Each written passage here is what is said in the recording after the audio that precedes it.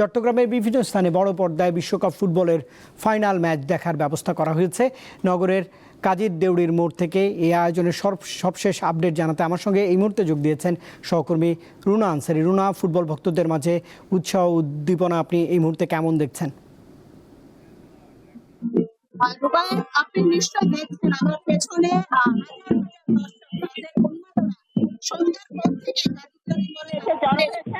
গুড়ি গুড়ি বৃষ্টি পড়ছে, কিন্তু বৃষ্টির মধ্যেও তাদের উন্মাদনার কোনো শেষ নেই। কেউ বাঁশি বাজিয়ে, কেউ আতশবাজি ফুটিয়ে, কেউ ড্রাম ঢোল বাজিয়ে এখানে তারা জড়ো করছেন এবং এই কাজগুলি লোকসরাও চট্টগ্রাম ২ নম্বর গেট বিভিন্ন জায়গায়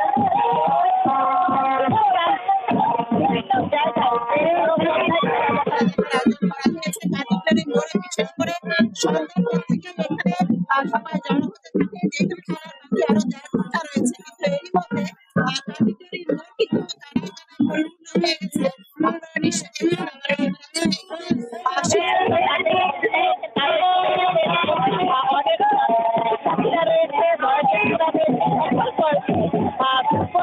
তারা আজকে যেহেতু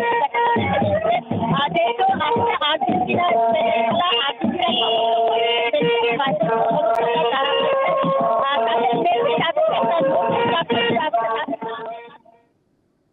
দর্শক, রুনা আনসারি জানাচ্ছিলেন চট্টগ্রামে সাত সাত ড্রপ বলা যায় যে বিশ্বকাপের এই ফাইনাল ঘিরে সেই তথ্য জানাবার চেষ্টা করছিলেন তিনি।